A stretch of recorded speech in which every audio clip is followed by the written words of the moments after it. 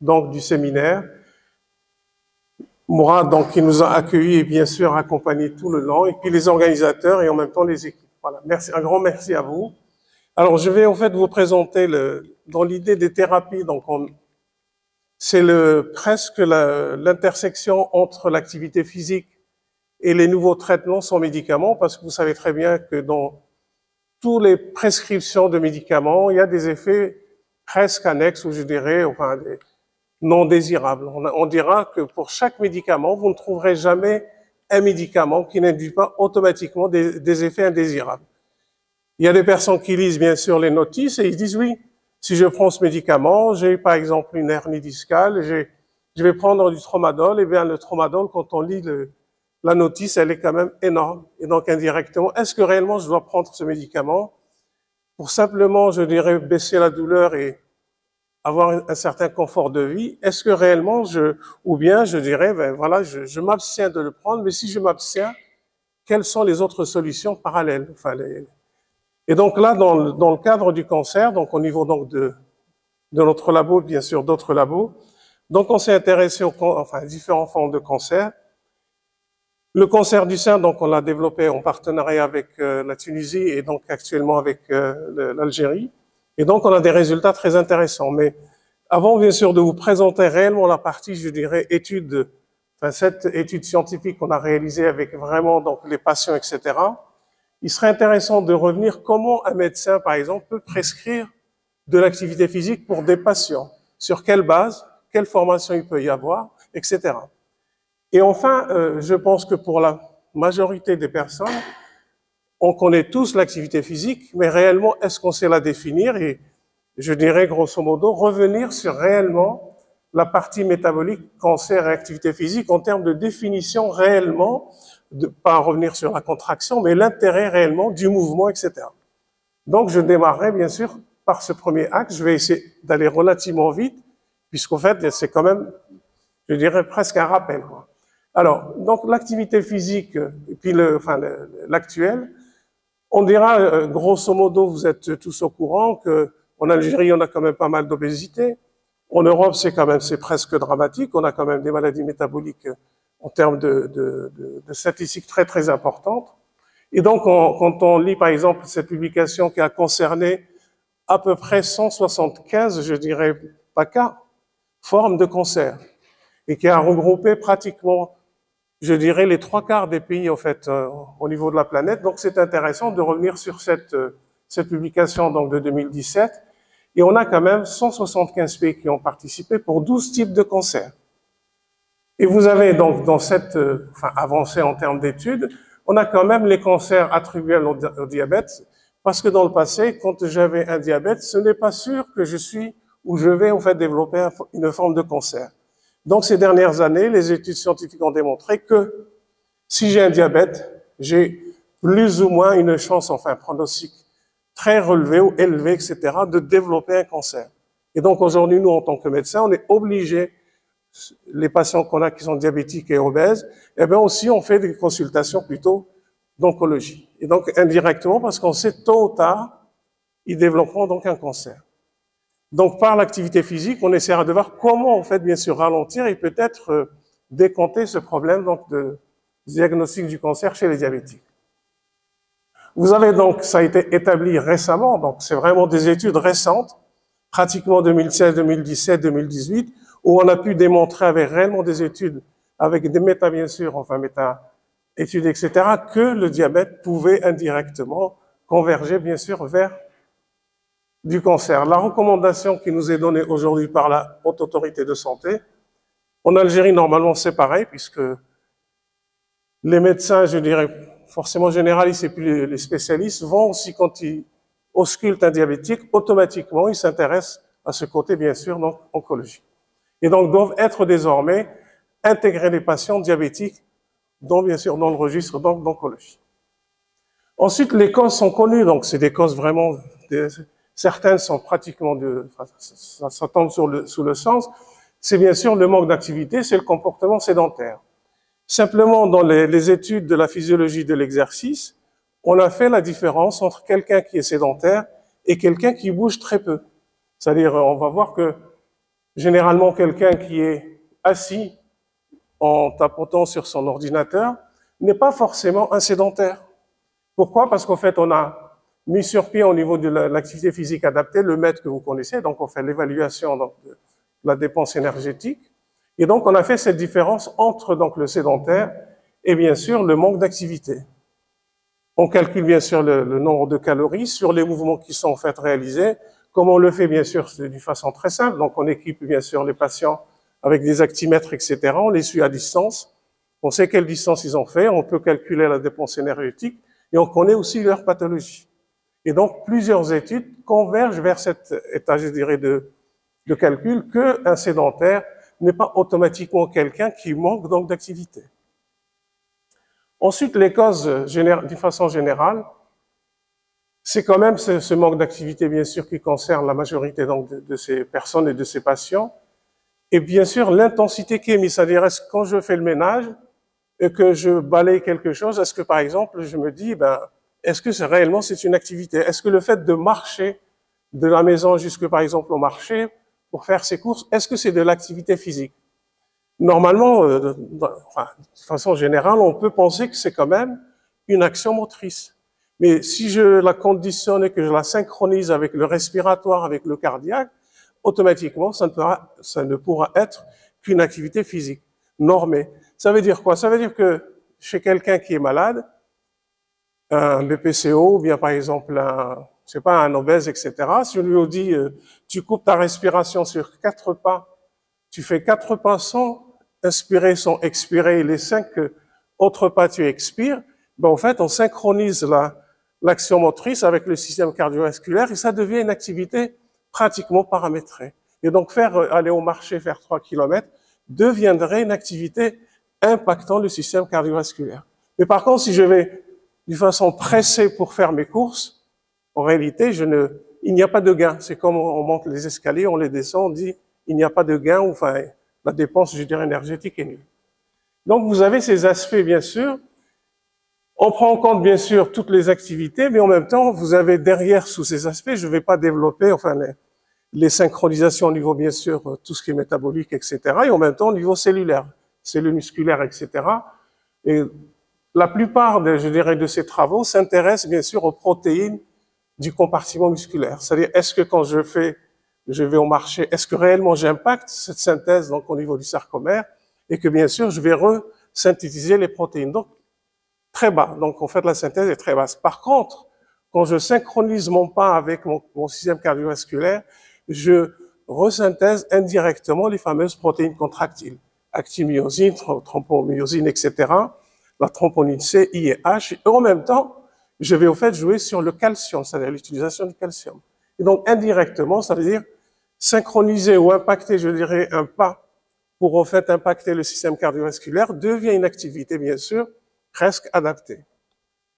Alors, vous avez donc cette différence entre sédentarité et activité d'intensité parce que il y a aussi le risque du décès parce que on s'intéresse bien sûr à la masse maigre et on a fait cette différence. Pourquoi? Parce que le sédentaire présente plutôt un risque plus élevé que celui quand même qui a une activité d'intensité légère. Voilà. Alors, il y a quand même, en fait, une différence intéressante au niveau européen. Quand on regarde les pays européens, les nordistes, par exemple, vous voyez tout de suite, en termes de pratique, ils sont à des taux très, très élevés. Danemark, Suède, etc., Finlande, ils sont quand même à un niveau d'activité par citoyen très élevé. Si on regarde le sud, donc très proche du plateau donc méditerranéen, Portugal, Malte, etc., Roumanie, Italie, on a donc une différence entre le nord et le sud. Et quand on regarde l'impact au niveau du cancer, en fait, on a une très bonne corrélation. Moins de cancers dans le nord, plus de cancers dans le sud. Rien que par cet aspect donc de l'activité physique. Ensuite, on a quand même la définition même. Vous poserez la question à quelqu'un qui est spécialiste dans le sport, l'entraînement, etc. On fait très peu de différence entre l'activité physique, celle qui est adaptée, celle qui est par exemple sportive et en même temps artistique, celle qui est par exemple adaptée en même temps orientée vers la santé, celle qui est en fait sportive bien sûr, APS. On peut aussi s'intéresser toujours à cette physique et en même temps santé. On a celle de l'éducation qui est utilisée bien sûr par les professeurs d'éducation physique et la motricité, etc. Vous avez l'autre éducation santé, mais quelle différence faisons-nous entre bien sûr tous ces acronymes en termes d'activité physique? Personnalisé, individualisé, ça pourrait presque être la même, d'accord? Et en même temps, on a quand même la sportive adaptée. Donc vous avez beaucoup, je dirais, de définitions. Et dans tous ces aspects, bien sûr, on va s'intéresser à la partie métabolique, la partie vraiment mise en action donc, du système cardiovasculaire avec le compartiment musculaire. Et donc, dans la partie APA, on s'intéresse, c'est vrai que c'est une définition qui date, mais quand même, en termes de définition, elle englobe quand même aussi bien le mouvement, aussi bien l'énergie, bien sûr, et aussi bien donc les segments articulaires. Et donc, c'est une définition qui prend pratiquement les trois composantes donc je dirais, du travail musculaire, et ça reste intéressant. Alors, vous avez bien sûr toutes ces activités que vous connaissez très bien, domestique, transport, etc. Comment les quantifier et aider les patients, bien sûr, à les moduler pour qu'elles deviennent adaptées dans la vie quotidienne. Quand je marche, comment je vais marcher? Quand je vais contrôler ma respiration, par exemple, quand je vais rendre visite, par exemple, à 300, 400 mètres, etc. Et toute action motrice deviendrait indirectement bénéfique. Bénéfique, bien sûr, pour la santé. Donc, en fait, on dira, ben ça, c'est la définition bien sûr de Kaplersan, et donc complète. Alors, dans cette définition, vous avez en fait les médecins en médecine du sport, donc on apprend bien sûr à prescrire. En physiologie de l'exercice, on apprend bien sûr à appliquer donc ce qu'on appelle la programmation. Donc, on se base bien sûr sur une fréquence, sur une intensité, et en même temps, voilà, sur un type donc d'activité. Concrètement, ça veut dire quoi? Si j'ai un voisin qui vient me voir, me dire, voilà, ben, écoutez, j'ai un excès donc pondéral, j'ai envie vraiment de perdre un petit peu de poids, j'ai pas envie de faire du régime, etc. Donc, du coup, donc, on est obligé de lui proposer quoi? De la marche. La marche, mais pas de la course, de la marche, généralement à peu près 30 minutes par jour. S'il est capable d'en faire à peu près, je dirais 3 fois, donc une fréquence de 3 fois par semaine, ça serait pas mal. Donc, 30 minutes, ça fait quand même 1h30 donc d'activité ou de marche. Et généralement, il faut faire au moins, je dirais, 5 à 6 kilomètres donc par fréquence. Et après, il ne faut pas qu'il court. Donc, parce qu'il court, il va abîmer ses articulations. L'additif qui vient juste après, c'est quand même l'activité physique. Enfin, l'activité physique, c'est l'activité nautique, c'est-à-dire la natation. La natation, c'est quand même aller à la piscine 1 heure par semaine, va préserver nos articulations pratiquement, je dirais, sur pratiquement toute une vie, parce qu'on a démontré que nager, pas nager, faire du crawl, etc., être simplement dans l'eau, marcher, etc., faire de la gymnastique dans l'eau, ça soulage les articulations et ça prévient quand même de l'arthrose. Et donc, toutes les personnes qui font de l'activité, bien sûr, aquatique, soit au niveau de la mer ou bien de la piscine, elle est vraiment bénéfique pour l'articulation. Et donc, ça complète cette remise en activité de la personne qui a un excès pondéral. 3 semaines après, on est obligé, bien sûr, de passer à un niveau supérieur, donc modifier la fréquence en termes d'intensité et surtout jouer sur ce qu'on appellera donc le volume pour calculer la charge d'entraînement. Enfin, la charge d'entraînement chez l'entraîné et la charge de travail chez le patient. Pour cela, donc, on va utiliser je dirais l'équivalent, mettre l'équivalent donc énergétique. Donc, on a quand même une échelle bien définie, pouvant aller donc de 0,9 mètres à peu près à, je dirais, une vingtaine de mètres. Par rapport à l'oxygène, on a quand même, puisque nous, on se base aussi sur l'aptitude aérobie en termes de consommation d'oxygène, etc. On a un équivalent, bien sûr, d'oxygène. On a d'autres équations, bien sûr, qui peuvent être individualisées par rapport au sujet, etc. Et donc, on peut bien sûr prescrire en se basant sur cette dépense énergétique en fonction du patient et de sa pathologie, etc. Donc, vous avez donc presque une cinétique. Vous avez des activités très lentes pour des personnes d'un certain âge qui sont ici dans un EHPAD. Et puis, ils vont se déplacer pour jouer, en fait, à des jeux de quilles, etc. Mais il faut qu'il y ait ce fait de se lever, de se asseoir, etc. Vous avez la marche, vous avez du vélo, et bien sûr, vous avez aussi de la GRS, mais je dirais adapté, enfin assoupli bien sûr à l'activité physique adaptée.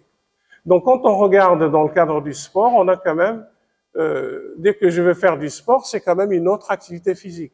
Elle est quand même balisée par il y a des objectifs bien précis, les principes sont complètement différents, et quand même cet objectif qui va en fait vers une compétition, donc se confronter aux autres. Alors que l'APA, Ce n'est pas du tout le cas, c'est surtout par rapport à sa propre santé.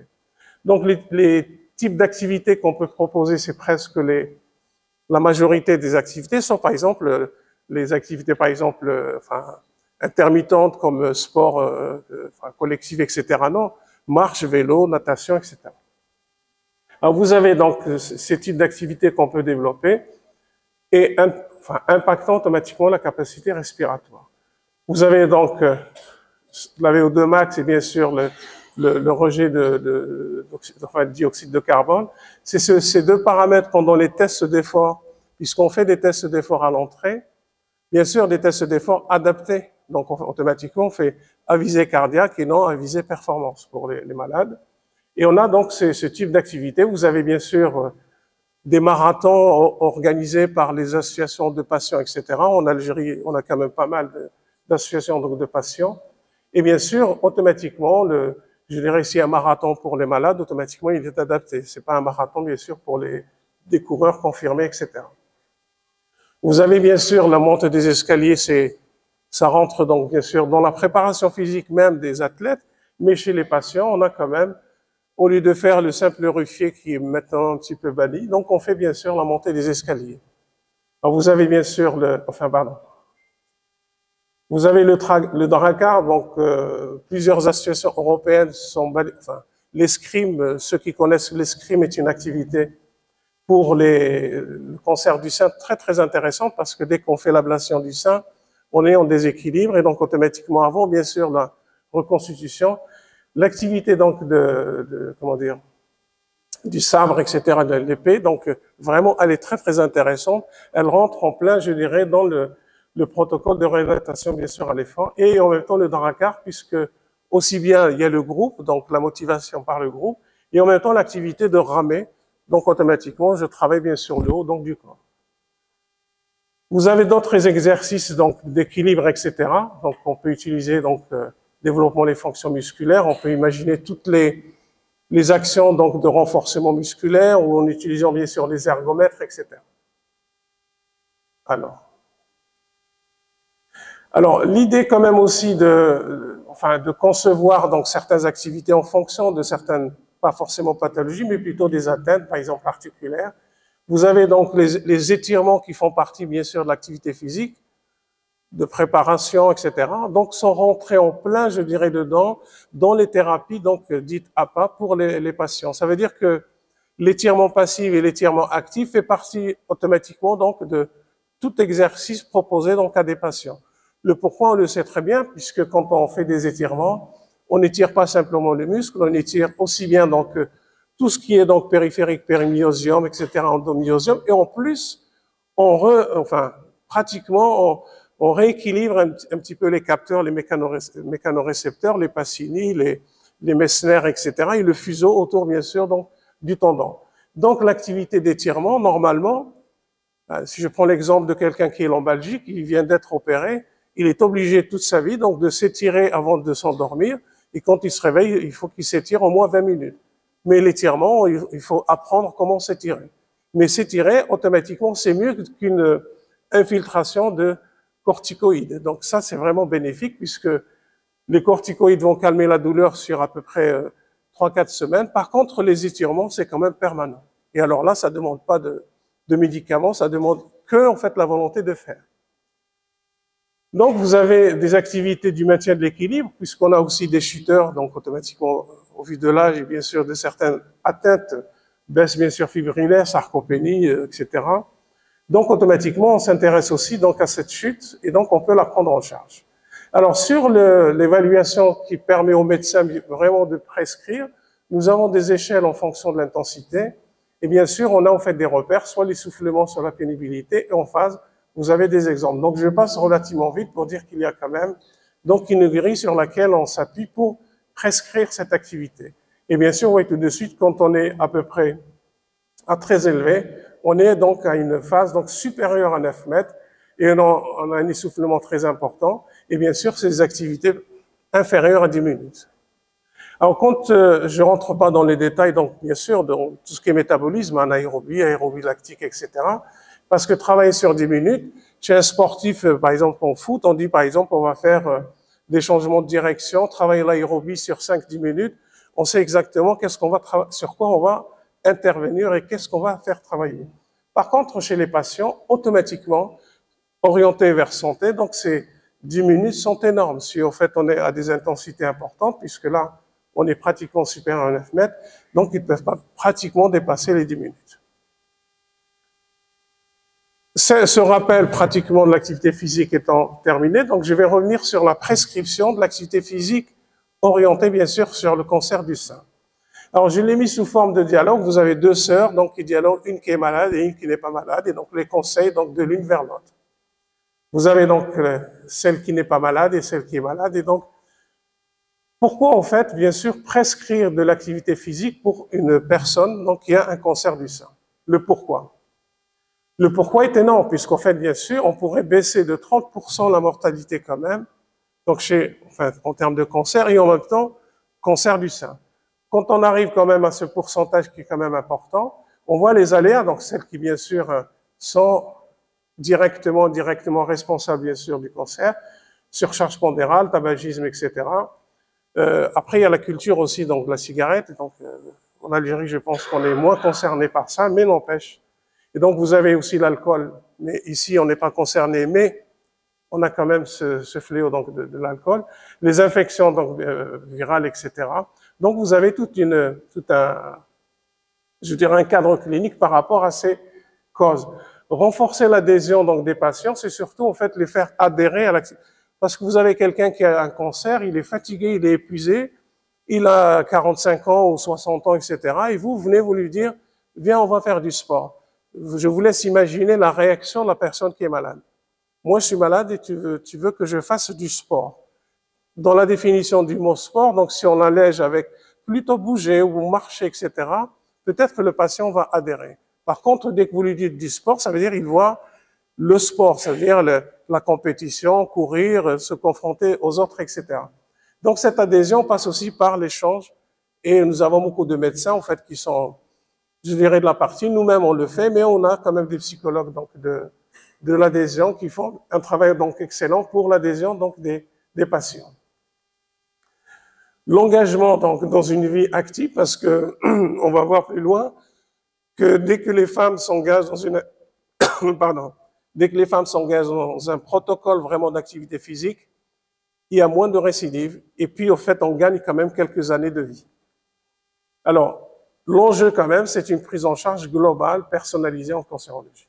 Et bien sûr ici, réduire bien sûr certains risques, la morbidité, la sédentarité, et bien sûr, c'est quand même de la prévention après un diagnostic donc du cancer. On peut le faire pratiquement une fois qu'on a le diagnostic, ou bien sûr, après chimio, enfin après ablation, etc.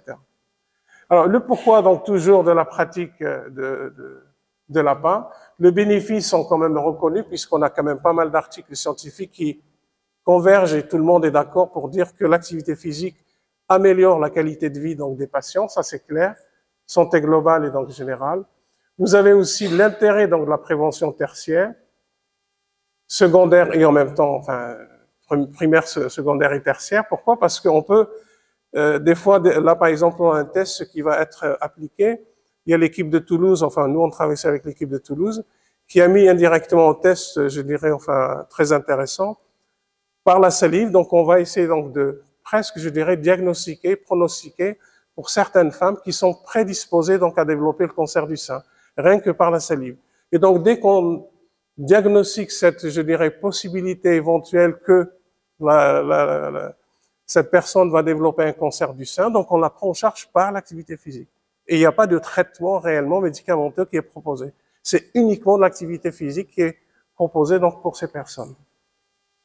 D'autre part, on a quand même, enfin en France, ils ont mis un article pour rembourser bien sûr l'activité physique pour les patients. Et donc il y a une loi qui est en train de passer donc au Sénat pour rembourser l'activité sportive. Hormis l'activité adaptée, ils vont rembourser pour ceux qui ont progressé donc dans cette activité que indirectement ils peuvent passer à un certain niveau, leur rembourser le fait qu'ils s'inscrivent dans une association et que par exemple ils pratiquent pendant 2-3 heures par exemple sur une fréquence de 3 fois par semaine. Normalement, ça sera remboursé par la Sécu. Donc je vous laisse imaginer l'intérêt. Alors, Prévention, oui. Activité physique, donc ça, c'est quand même, c'est la base. S'il y a mouvement, on dit la vie, le mouvement, c'est la vie. Si on arrête de bouger, automatiquement, on regresse et en même temps, on est quand même, on se rapproche plutôt donc du décès. Vous avez donc cet aspect donc de prescription, la nature, l'intensité, la durée et la fréquence, et en même temps le contexte de la pratique. Et de l'autre côté, donc on va s'intéresser, en complémentaire, c'est les activités choisies. Donc souvent loisirs, bien sûr. Le problème, par exemple, quand on rentre réellement en détail au niveau, je dirais métabolique, au niveau moléculaire, etc., on va s'intéresser au myokine, c'est-à-dire tout le monde vous dira, bah oui, lui il est sportif de haut niveau, il a induit des adaptations physiologiques, il a induit des isomères, par exemple, au niveau enzymatique, etc. Il sait gérer l'énergie au niveau donc, de l'effort, etc. Donc, on a quand même un athlète de haut niveau qui a induit énormément de, je dirais, d'adaptations physiologiques qui lui permettent d'être performant et de reproduire donc une certaine performance, une certaine endurance. Est-ce que chez le patient, c'est pareil? Oui. Pourquoi? Parce que c'est la même programmation. Simplement, un patient qui se remet à marcher et à courir, c'est je dirais, c'est quand même un résultat. Pour nous, c'est pas simplement normal, il est extraordinaire. Si une personne qui est chuteuse et qui ne veut pas marcher et qui ne marche pas depuis 4-5 ans, elle est toujours assise, on la déplace avec un fauteuil. Si demain elle se remet à marcher et qu'elle va nager toute seule en autonomie, etc., c'est quand même un résultat, je dirais, gratifiant pour nous et pour elle. Donc, en fait, les myokines, quand on revient aux myokines, on s'intéresse, chez les malades, on peut faire des biopsies et on réalise quand même qu'il y a une renaissance, une réélaboration de certaines formes donc protéiques, donc de type isomère au niveau de l'actine, myosine, etc. La titine, donc le fameux amortisseur donc du sarcomère, etc. Et puis n'oublions pas qu'on a des cellules dormantes apoptiques et satellitaires qu'on peut réveiller par l'activité physique. Eh bien, chez les patients, c'est vraiment énorme. Chez les BPCO, on a vu que quand on leur propose une activité vraiment adaptée, eh bien, ils enrichissent leur compartiment musculaire en fibres type 1, alors qu'ils ont entre 60 et 70 ans. Vous direz 60-70 ans, ça paraît quand même un petit peu bizarre qu'il y ait encore qu'on peut réinitialiser certaines fibres de type 1 et donc permettre bien sûr une certaine qualité de vie. Donc ces personnes peuvent prendre des charges, peuvent marcher correctement, etc. Et bien quand on regarde au niveau physiologie, ce n'est pas une transition puisqu'on est avec le même potentiel donc de fibres et on décède avec le même nombre. Sauf qu'il y a un nombre qui est dormant dans chaque compartiment musculaire, on a des cellules dormantes. Et ces cellules, on peut les réinitialiser par l'activité physique. Chez l'athlète d'un certain niveau, très très tôt, bien sûr, on parle d'hypertrophie, on parle de typologie. Le cycliste, il a amélioré ou modifié, par exemple, le grand antérieur, ou le boxeur, en fait, plutôt au niveau du biceps, etc. C'est bien sûr les adaptations physiologiques en fonction du geste et technique par spécialité. Chez les patients, c'est vraiment pareil. Et donc ça, c'est quand même intéressant si on arrive quand même à réinitialiser ces cellules qui améliorent automatiquement la motricité. Alors, quand et comment?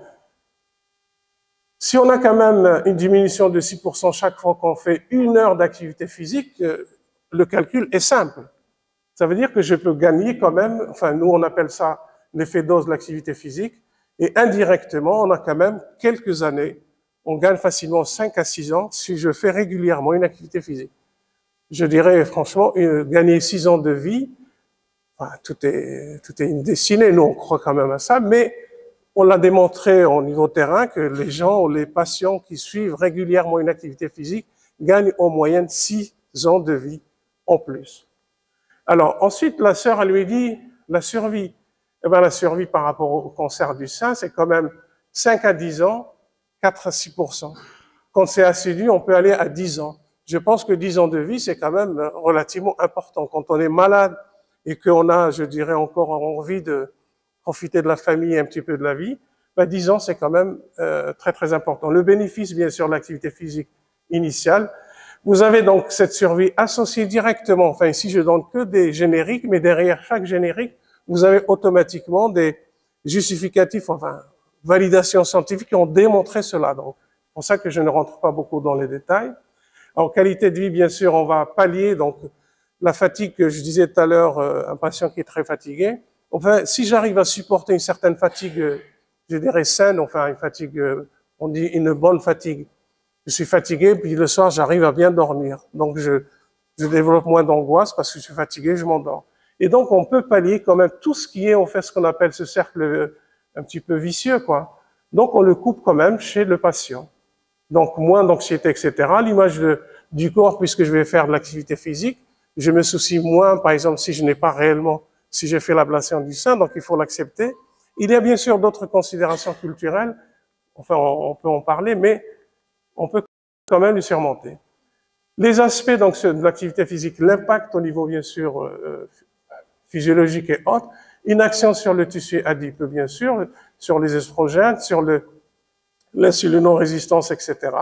Vous avez des effets sur l'inflammation et en même temps vous avez bien sûr un impact sur le système immunitaire. Donc, pardon, c'est quand même différents strates donc physiologiques et en même temps donc organiques et donc l'activité physique. Rien que par cet aspect, au niveau de l'insulinórésistance, eh ben, si je suis diabétique et en même temps je suis concerné par un cancer du sein, je vous laisse imaginer quel est le traitement lourd en fait que la personne doit indirectement supporter. Mais par l'activité physique, comme c'est une prescription, une prise en charge sans médicaments, automatiquement on allège quand même d'une façon vraiment pas drastique, mais vraiment efficace et objective, je dirais sa condition de vie. Alors, les bienfaits, donc, toujours, d'accord, il n'y a pas de danger. Les contre-indications, il y en a quand même. C'est-à-dire, on ne peut pas envoyer quelqu'un qui a un cancer du sein, et surtout après ablation, d'aller faire automatiquement l'activité physique. On est obligé de faire un test donc d'effort pour définir au niveau cardiologique donc certains paramètres. Pour les médecins, ils sont courants, mais quand même, on est obligé de voir donc s'il y a des insuffisances au niveau donc ventricule, oreillette, etc. Donc, on a des fibrillations, on peut par exemple voir si des extrasystoles donc lésionnelles. Donc on fait réellement pratiquement un bilan donc cardiaque et en même temps au niveau pneumologie. Donc on s'intéresse quand même, tout le monde peut faire, mais quand on a des contre-indications bien sûr cardiaques, on est obligé quand même d'orienter donc l'activité physique. Est-ce que l'activité physique adaptée pour le cancer du sein, elle est indispensable? Ce n'est pas recommandé, elle est quand même indispensable. Et donc, on dit aussi qu'elle est essentielle. Plus automatiquement je pratique, plus automatiquement, enfin, juste un dicton, donc, quand on a un cancer du sein, on peut être désespéré, mais si on adhère dans un cadre, je dirais, bien entouré, bien suivi, etc., on peut quand même dépasser ce stade, donc, d'être un petit peu désespéré. Et bien sûr, on peut bien sûr proposer réellement un cadre plus efficace pour la pratique. Le début, c'est généralement quand le chirurgien, en fait, on fait l'ablation. Pendant la chimio, donc, on peut faire de l'activité physique. Il n'y a pas de contre-indication de faire l'activité physique pendant la chimio. Alors, avec les doctorants, j'avais soulevé une remarque très, très intéressante. C'est sur la chimio. J'avais dit, en fait, j'ai pris le jeûne, donc le ramadan, et le jeûne, donc, pas intermittent, mais je dirais de courte durée. On a des publications très intéressantes qui ont démontré que si je jeûne pendant 3 jours, à peu près sur une semaine, juste avant la chimio, en fait, je supporte d'une façon meilleure la chimio, je n'ai pas de récidive et en même temps, je n'ai pas de chute de cheveux. Publication donc de l'Institut donc de Californie, à l'Université de Californie. Et donc, ça date quand même, je dirais grosso modo, 94. Et donc, le jeûne qui était banni en Europe et en Occident, alors que nous, on connaît les bienfaits, bien sûr, du jeûne. Et là, on a quand même en phase un traitement très lourd pour quelqu'un qui a un cancer et en même temps le jeûne. Et tout à l'heure, donc, sur le microbiote, il a bien expliqué, donc, le professeur Gérard, le fameux nerf vague, le nerf 10, etc. Quand on jeûne, automatiquement, on le met au repos. Et puis, c'est un nerf qui, pratiquement, je dirais, enfin, il touche à plusieurs, je dirais, autres organes et en même temps, il est presque tout le temps synchronisé avec le système sympathique et parasympathique quand on fait des efforts. Et quand on est en repos, en plus, on n'a pas d'aliments dans le bol alimentaire, donc il se met en repos. Et ça, c'est quand même, je dirais, c'est vraiment, on le savait. En plus, on dit, quelqu'un qui ne mange pas beaucoup, enfin, quelqu'un qui est maigre, qui ne mange pas beaucoup, se soigne de façon meilleure que quelqu'un qui est gros et qui mange beaucoup. C'est-à-dire la maigreur et le fait de manger peu, en fait, pour beaucoup de gens, c'est une thérapie et c'est une réalité. Dans le cas du cancer, ben, normalement, je devrais manger moins, alors qu'en fait, on a tendance à dire, mais il faut que la personne qui a un cancer doit manger beaucoup, etc. Donc, la ration peut être faible, mais en même temps équilibrée, et donc plus je maigris, mais je suis équilibré du moment que je garde un effort pour toutes les activités que je peux bien sûr mener. Alors, les choix donc de sport sont quand même presque tous, mais sont bien sûr ceux qui nécessitent quand même des intensités importantes. Il faut qu'elles soient adaptées, pas contre-indiquées, donc qu'elles soient régulières, d'accord? Et en même temps que l'encadrement soit bien sûr par des professionnels formés et qu'elles soient ludiques bien sûr et non traumatiques. Donc, en même temps, les objectifs, est-ce que je fixe un objectif sportif? Non, c'est juste par rapport à la qualité de vie. Fixer des objectifs accessibles pour ne pas, en fait, bien sûr, se lasser et perdre, bien sûr, cette volonté, donc, d'adhérer à réaliser, donc, une activité physique. Alors, en France, donc, il y a 2015, donc, il y a une loi qui est passée, celle, bien sûr, la prescription. Ça a aidé beaucoup les malades parce que vous avez des malades, enfin, tout le monde n'a pas le même niveau de vie. Et vous avez des malades qui sont en souffrance par rapport à d'autres. Automatiquement, le remboursement, ce n'est pas simplement le remboursement de la consultation, c'est le remboursement de la consultation plus la prise en charge dans des structures, je dirais, ouvertes pour ça. Les structures, c'est quoi? Puisqu'on a la formation des cadres APA, donc d'activités physiques adaptées, au sein de la faculté donc, des sciences du sport. En Algérie, il y a 15 STAPS qui développent l'APA, mais qui ne font pas réellement de l'APA. Donc, vous voyez un petit peu le désert donc, de ce type de cadre qui peuvent accompagner, bien sûr, les médecins quand ils vont prescrire l'activité physique. Et peut-être, s'il y a une école donc, de biologie ou de médecine, et puis en phase avec l'UFR, donc STAPS, initier ce genre donc, de formation, très bénéfique, bien sûr, pour les patients. Donc, des professionnels qui peuvent être bien formés et, bien sûr, travailler dans les structures donc, de soins et de prise en charge. En Algérie, donc, puisque je connais pratiquement tous les STAPS en Algérie, les facultés de médecine plus ou moins, donc, et je sais que ça n'existe pas. On a des personnes, des médecins qui ont développé ou créé des cabinets, eux-mêmes faisaient de l'activité physique pour leurs patients, donc ça reste quand même très restreint. Voilà. Mais il y en a qui ont, enfin, des médecins qui ont ouvert pour aider les patients, mais ça reste quand même très faible en termes donc de création. Voilà, ça c'est juste la prescription. Alors, les dangers potentiels, c'est quand même cette perte, si je mets la barre très haut, donc il vaut mieux que pas réellement des objectifs très élevés, les promesses non tenues, la perte bien sûr des patients quand les encadrants ne sont pas réellement bien formés. Parce que si vous allez dans une salle de musculation avec l'esprit d'induire une certaine hypertrophie, que vous avez un éducateur, enfin un préparateur physique en musculation qui est tout maigre, vous pouvez pas lui faire confiance.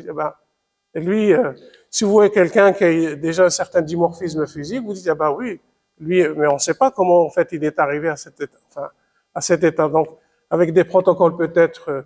Donc, du coup, il faut une formation derrière pour réellement bien encadrer, donc, les patients. Alors, la prescription, de la même façon que chez les médecins, donc, vous avez bien sûr la nature du médicament, la posologie, la durée, etc. De l'autre côté, nous avons donc cette prescription d'activité physique copier-coller, donc de la préparation physique, surtout de la programmation. Donc vous avez la nature, l'intensité, la durée, etc. Et on appelle ça bien sûr le fit. On peut donc faire le parallèle entre ces deux, donc les médecins formés donc en médecine du sport ou bien d'autres qui sont bien sûr formés sur d'autres approches pour la prescription de l'activité physique, donc la font dans ce sens-là. Alors les conseils dangereux ou faciles, vous voyez tout de suite le médecin un petit peu particulier.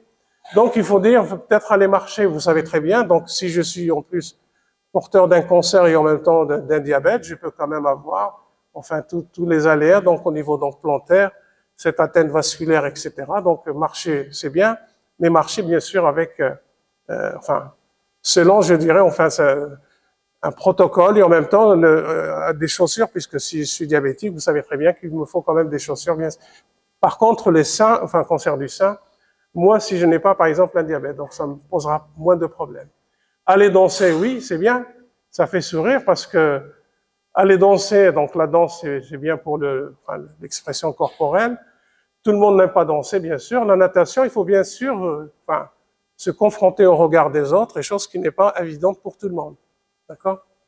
Donc là, c'est des conseils, bien sûr, très faciles, mais en même temps, dans la pratique, ça reste...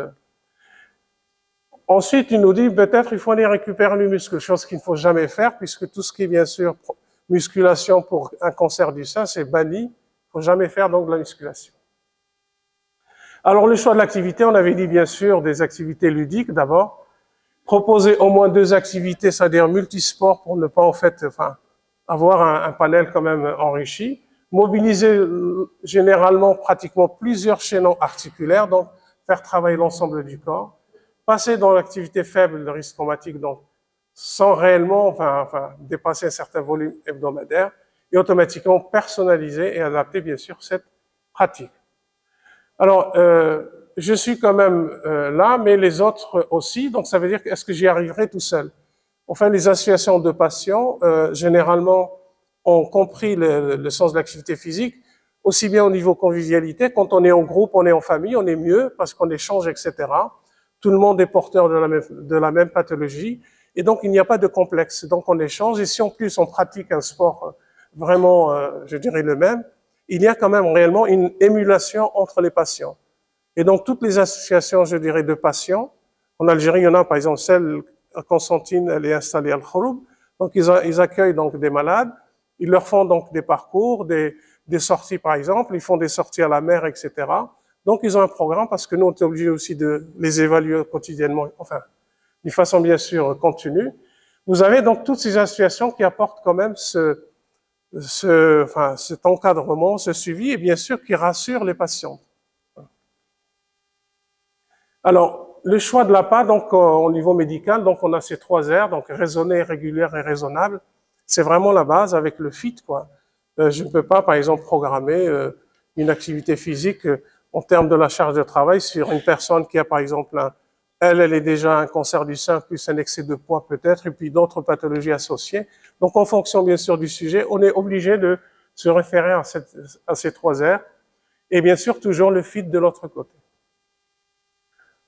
Alors ici, pour finir cette partie, vous voyez tout de suite le médecin qui est quand même, c'est lui qui est concerné par l'obésité, mais qui va conseiller quand même 3-4 séances d'APA à sa patiente qui n'a pas du tout à perdre du poids. C'est juste une boutade. Alors, je vais vous présenter l'étude donc qu'on a réalisée cancer du sein en APA donc avec la Tunisie et le début donc avec l'Algérie. Donc, les études scientifiques dans le cadre thérapeutique. Pourquoi on a choisi cette étude? Parce qu'en fait, moi, je fais partie donc je suis hospital universitaire, donc je fais partie d'une équipe avec l'Université technologique de Compiègne. Eux, ils travaillent beaucoup sur les organes artificiels, sur les signaux, bien sûr, etc. Enfin, les signaux physiologiques. Et indirectement, on a beaucoup de modélisation dedans. Mais au niveau médical, l'intérêt, c'est toujours le transfert vers la société civile et le bénéfice pour le patient. On va orienter ou initier des projets et automatiquement, le comité d'éthique ou ce qu'on appelle le CPPRB, va regarder de près quel est en fait le bénéfice pour le malade. Quel est le bénéfice, bien sûr, pour la société. Vous allez mener un projet de recherche, ok, vous allez utiliser tel type de matériel, etc. Donc, il n'y a pas de souci. Mais est-ce qu'au bout du compte, le citoyen, enfin, il y a un retour sur le citoyen, pas sur l'investissement, vers le citoyen. Et donc, dans le biomédical, donc on s'est intéressé à ces aspects, et surtout, ces thérapies sans médicaments, pour les médecins, c'est très, et pour les gens, un traitement sans médicaments, et qui peut être aussi efficace. Il y a de l'activité physique, mais dans l'activité physique, vous avez plusieurs, je dirais, en fait, aspects, comment la mener, comment on vient de le voir, la prescrire, etc.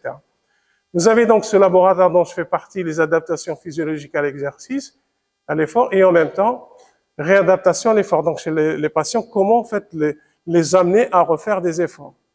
Des fois, c'est ingénieux parce que tout de suite, dans l'observation, dans le questionnaire, vous avez quelqu'un qui arrive, il est malade, il est fatigué, c'est une dame, elle a par exemple 70 ans. 70 ans, vous me direz, ben oui, je sais pas moi, qu'est-ce que vous allez lui proposer comme rien que porter une bouteille d'eau de 1,5 litre à peu près équivalent à 1 kilo et quelques, eh ben en fait, c'est important. Le fait qu'elle-même puisse prendre la bouteille, la déplacer chez elle, c'est quand même, je dirais pas de l'autonomie, mais on peut l'amener quand même à une certaine autonomie de prise en charge, c'est-à-dire garder en fait une activité bien sûr motrice. L'intérêt déjà, c'est partir de charges très basses, s'abaisser pour faire ses lacets, cette raideur qui s'installe au niveau donc je dirais enfin au niveau donc lombaire, pouvoir fermer ses lacets sans mettre son pied sur une chaise, même les gens qui se disent pas malades et qui sont sains, ils sont souvent très raides. Refaire donc de l'activité physique pour l'assouplissement, les étirements, etc. Si je l'ai fait et que je suis sain, ça veut dire qu'en fait, je peux refaire mes lacets. Et quand on arrive à un certain âge, on est très raide. Leur permettre de refaire leurs lacets, c'est quand même une victoire motrice. Donc, sur le fait que je peux refaire mes lacets. Donc, il y a tous des aspects, par exemple, par des protocoles qu'on connaît. Donc, repartir sur cette réadaptation à l'effort. Parce que dès qu'on arrive à un certain âge, on dit, ben oui, mais moi, je suis âgé, je peux pas porter ça. Non, non, non. Et puis, porter ça sur, tu peux pas me porter. En fait, le portage, c'est quand même important. Donc, du coup, donc, on s'intéresse à cette réadaptation de l'effort. On a un pôle d'autonomie qui gère aussi, bien sûr, la douleur. Je disais aussi toujours aux doctorants qu'en Algérie, on a une société qui rayonne beaucoup à l'étranger et qu'en Algérie, elle n'est pas presque très faiblement reconnue et que la présidente de cette association, c'est la championne olympique Boulmarqa, donc c'est la présidente de cette association, donc de mésothérapie. La mésothérapie, c'est en fait, ça plaît pas beaucoup aux rhumatos parce que en France, il y a eu des soucis à un moment donné. Mais aujourd'hui, on a introduit la mésothérapie donc, dans le traitement de la douleur au niveau des CHU et ça tourne très très bien. En Algérie, on a d'excellents thérapeutes, qui participent à tous les congrès, qui ont des publications intéressantes. Mais quand on arrive en Algérie, très peu en fait vont aller vers les médecins mésothérapeutes. Alors qu'en fait, l'intérêt de enfin, je fais pas la publicité pour, mais dans le traitement de la douleur, c'est qu'en fait, les médicaments qui ont une AMM, donc on les prend bien sûr par la voie générale, et je disais tout à l'heure les effets un petit peu, je dirais, négatifs donc de certaines molécules, alors que la mésothérapie, ça passe bien sûr par le mésoderme. Il y a moins de risques, bien sûr, donc par rapport donc à ces aléas.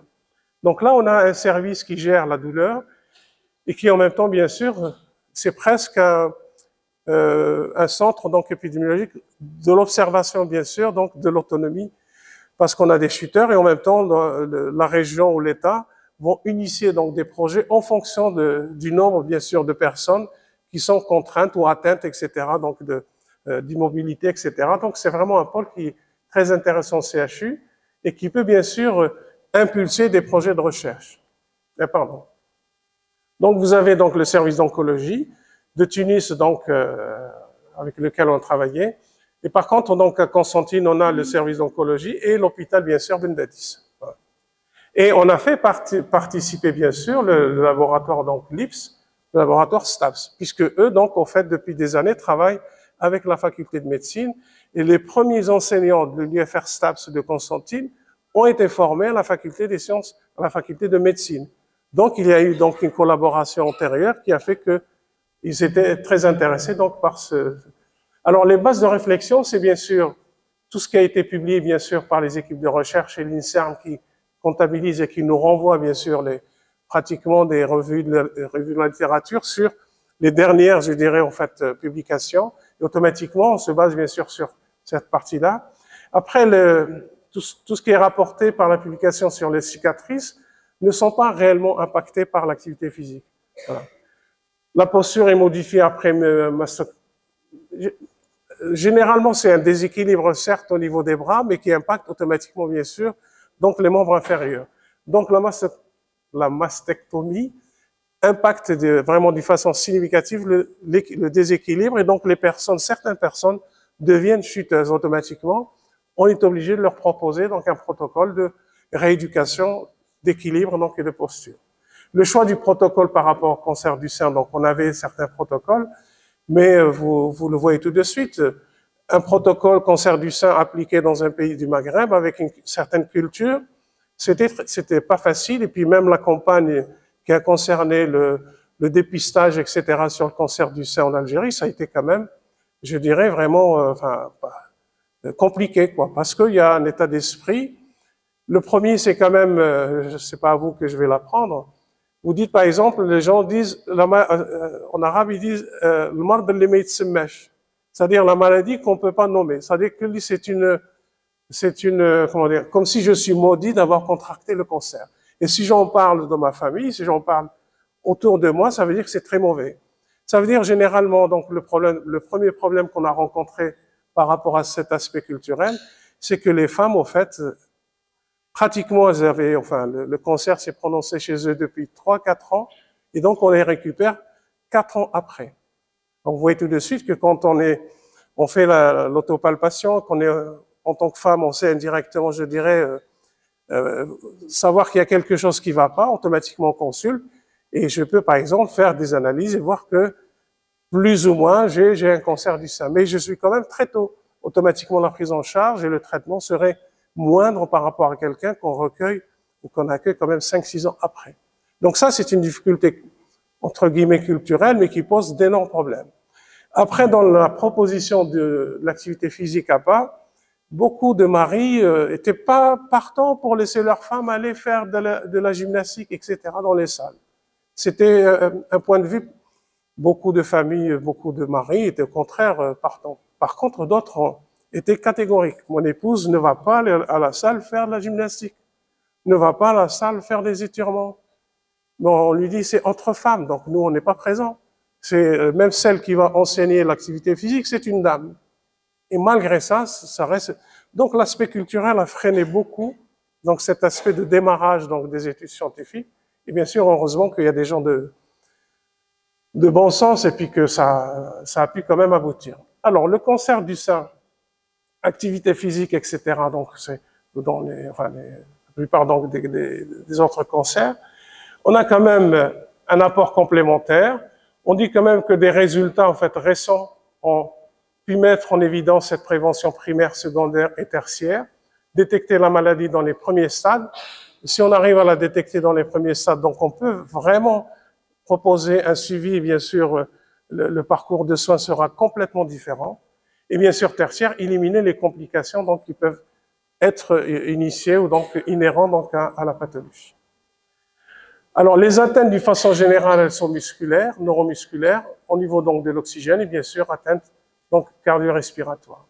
Alors, notre population était composée donc de 20 dames qui nous ont permis donc de composer un groupe donc témoins qui a participé à l'entraînement et 12 donc personnes qui avaient donc le cancer du sein et qui, elles, n'ont pas participé.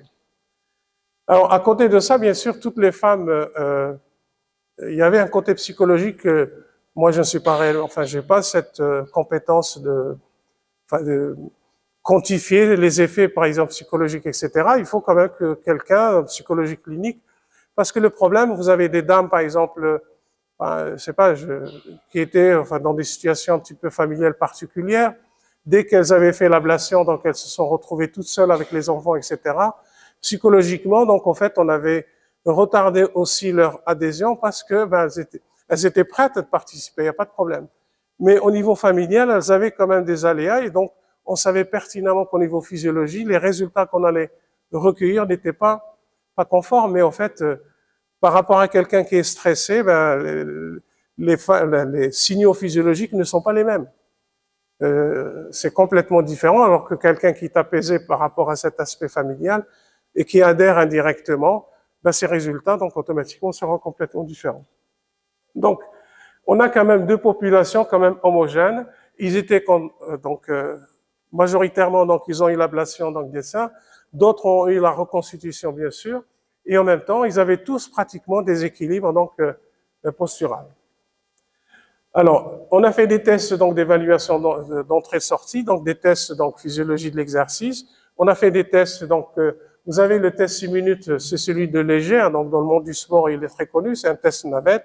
C'est au fait de faire, je dirais, des allers-retours sur à peu près un parcours de 20 mètres, et on calcule indirectement, bien sûr, on n'impose pas, bien sûr, la vitesse de déplacement, mais on équipe, bien sûr, la patiente avec un cardiofréquencemètre. Donc, on calcule indirectement le début, la fréquence de départ, et la fréquence cardiaque d'arrivée. Et ce qui nous intéresse surtout, c'est la distance parcourue. Et donc, on a des résultats du test dans 6 minutes. On a fait donc appliquer donc on a utilisé la spectroscopie donc de masse proche infrarouge pour s'intéresser donc à l'oxygénation du muscle parce que un muscle qui est plus ou moins dynamique et qui est en fait pas beaucoup sollicité, donc on s'intéresse à l'hémoglobine, donc le transporteur de l'oxygène au niveau donc du muscle, et on a fait donc l'électromyographie de surface. L'électromyographie de surface, aujourd'hui, on a quand même des outils, des électrodes vraiment ambulatoires très petites, et on a des résultats. On n'a pas une DSP réellement équivalente à celui qui est utilisé par les neurologues, mais qui est invasif, donc ils implantent quand même l'aiguille dans le muscle. Lui, il est non invasif, mais on a des résultats vraiment, je dirais, intéressants. On a fait un test isométrique, donc à visée fatigue, et on a utilisé donc un questionnaire. Alors, sur le protocole réellement d'activité, donc on faisait donc pratiquement dans une semaine sur 2 d'activité. Pourquoi? Parce que ils étaient encore en chimio, donc on alternait une semaine sur 2 en termes d'activité. Mais dans la semaine où ils n'étaient pas avec nous, c'est pas que c'était imposé, on leur demandait de marcher. Donc elles étaient équipées d'actimètres, donc des accéléromètres, un au niveau de la main et un autre bien sûr au niveau du pied. Et on s'intéressait indirectement aux distances qu'elles faisaient quand elles sortaient faire les courses, qu'elles se déplaçaient en voiture, etc. Donc on prenait ça en complément dans le protocole. Alors vous avez ici les outils qu'on a utilisés au niveau ambulatoire. Donc on a utilisé le Cosmet K4, on a aussi le Metamax, donc c'est des outils qu'on utilise chez les sportifs pour recueillir les 4 paramètres cardio-respiratoires, enfin sur lesquels donc bien sûr on peut dégager, je vous présenterai tout à l'heure l'équation. Donc les cardiofréquencemètres, d'accord. Et puis vous avez donc cette possibilité à partir donc de la NIRS, donc on va voir plus loin. C'est dommage, on va pas. Et donc on s'intéresse automatiquement à un ensemble de signaux donc physiologiques, cardiaques, musculaires, non musculaires, etc. Alors vous avez ici donc la NIRS, donc on synchronise bien sûr l'acquisition des signaux donc de l'oxygénation musculaire avec bien sûr l'électromyographie. Et ce qui nous intéresse, est-ce que chez les personnes après ablation des seins et quand elles repartent donc en exercice, quelle est en fait l'oxygénation, donc l'état en fait d'oxygène au niveau du muscle quand elles sont assises, quand elles marchent, quand elles sont, je dirais, en marche accélérée, etc. L'idée, c'est de voir faire un état des lieux de l'oxygénation même musculaire chez ces patients. Et donc c'est vraiment des sondes très petites, donc elle les mettait quand elle venait à l'hôpital et automatiquement elle restait la journée en hôpital de jour, mais en fait elle se déplaçait à l'extérieur. Elles allaient au repas et donc on pouvait donc enregistrer indirectement donc le flux des myos, donc l'hémoglobine chargée au niveau sang et surtout musculaire, donc la myoglobine donc pour le transport de l'oxygène. Et on faisait bien sûr le parallèle avec l'activité donc musculaire. Donc on a mis pratiquement en parallèle, donc je vais revenir tout à l'heure sur le test, enfin l'utilisation de l'isocinétisme.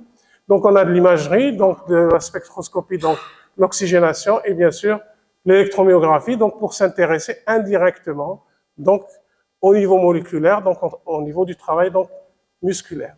Alors vous avez ici donc l'exploration de l'appareil, l'ergomètre isocinétique, c'est un appareil particulier qui a été développé donc par la NASA donc aux États-Unis pendant la période en fait où il y avait cette course acharnée vers l'espace. Et donc on savait pertinemment que les cosmonautes quand ils revenaient, ils n'avaient pas des atrophies, mais ils avaient quand même certaines formes d'inhibition, des faiblesses musculaires, etc.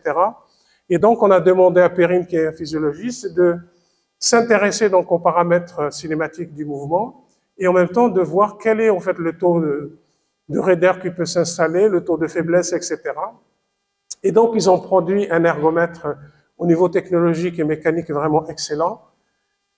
Et donc il nous sert aujourd'hui donc pratiquement pour l'évaluation, les diagnostics, les bilans pratiquement articulaires. Je disais aux doctorants par exemple, nous en Picardie on n'en a que 4. Dans le Nord, on a, par exemple, à l'hôpital CHU de Lille, on a, je crois, 3. Dans le club LOSC Football, donc ils en ont 2, Lens 2. Et si on va, par exemple, sur des clubs très riches, comme le Barça ou bien le Real Madrid, ils en ont 33. Il y en a un qui a 33, l'autre il en a 34. Donc vous voyez tout de suite, c'est aussi une question de moyens pour, en fait, pouvoir, en Algérie, donc on a un au CNMS, un donc à Sidi Moussa, un à Blabès. On a 3 donc en Algérie. Voilà. Donc l'idée, c'est qu'on peut avec précision, donc puisque avoir donc le travail musculaire donc d'une articulation, l'agoniste et l'antagoniste, par exemple là, comme on a fait le genou, on a le travail donc du quadriceps par rapport bien sûr aux ischios. Et donc on sait exactement le ratio donc en termes de travail et on peut prévenir. Donc dans le football, on sait que le croisé antérieur s'aide beaucoup chez les joueurs de foot. Et bien en fait, si on fait un test isocinétique donc du genou, on a un ratio et on peut dire par exemple au joueur, il faut arrêter de jouer, il faut renforcer les ischios parce que quand le quadriceps travaille en concentrique, les ischios travaillent en excentrique, donc ils freinent le mouvement. Et inversement, quand on est en flexion, le quadriceps travaille bien sûr en excentrique, il freine, et bien sûr les ischio-jambiers vont travailler donc en concentrique. Donc c'est cette notion donc d'agoniste-antagoniste qu'on peut évaluer avec précision, et on n'a pas une force, on a un couple de forces. Voilà. Donc le genou a été évalué donc pour certaines dames donc en décubitus, d'autres assises. Alors le protocole qui a été appliqué dans ce cadre-là a visé fatigue.